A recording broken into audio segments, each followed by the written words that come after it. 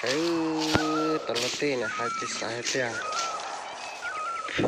ลูตีเตอร์หมูน้อยลูกหมูที่เตอร์โต